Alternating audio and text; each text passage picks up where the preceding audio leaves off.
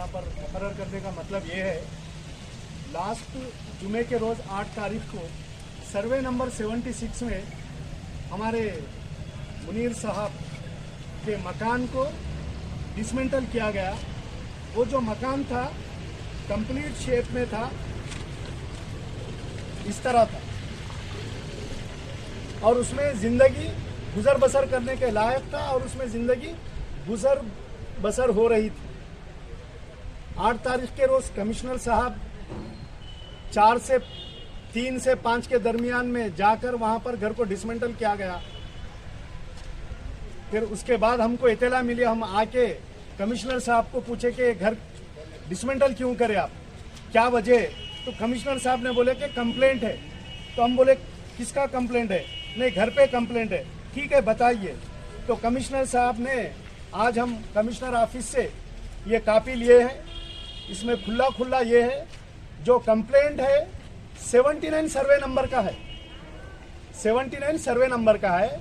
जो घर है 76 सर्वे नंबर में, और 76 सर्वे नंबर में जो तामीर किया गया घर है वो दरगाह की जमीन है, और वो 99 ईयर लीज पे हमारे इमाम साहब लिए सो है, और 2018 में उनको ग्राम पंचायत का परमिशन लिए हुए है और उस पर उन्होंने कंस्ट्रक्शन कर दिए।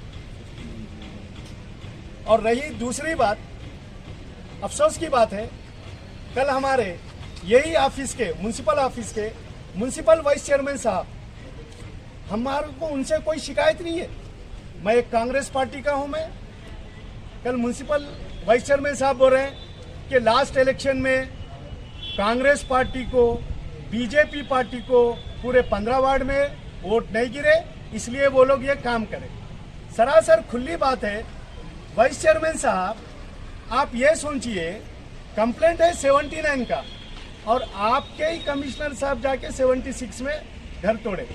को मिसमार कर दिया गया है, ये इसमें कोई सियासत नहीं है। आप जिसपे इसको देख के जो भी कार्रवाई है कीजिए, आप लोग, बड़ी मेहरबानी होती है आपसे। जुमा के दिन हम दोनों, हमारे इम्तियाज़ भाई और जो है मेरा जो मकान बना लिया गया था, वो जुमा के दिन 4 से 5 के दरमियान जो है उसको डिसमेंटल कर दिया गया। ये जो है इसमें कोई सियासत का मसला नहीं है, ये गरीबों के ऊपर जुल्म है। लिहाजा सभी हजरात से हम अदबन गुजारिश कर रहे हैं कि जिस पर जुल्म हुआ उनके लिए आवाज़ उठाएं। आज हमारे ऊपर हुआ, कल किसी और पर ना हो। इस सिलसिले में पूरे अवामुन्नास से हमारी अदबन गुजारिश है कि जो है हमारा साथ दीजिए, हम सबको इंसाफ दिलाइए और हमारी भरपूर मदद करिए।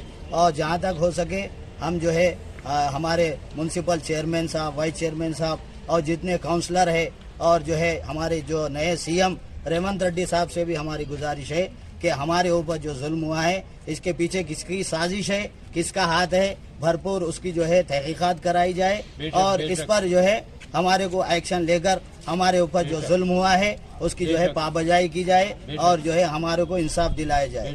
जय हिंद, जय तेलंगाना।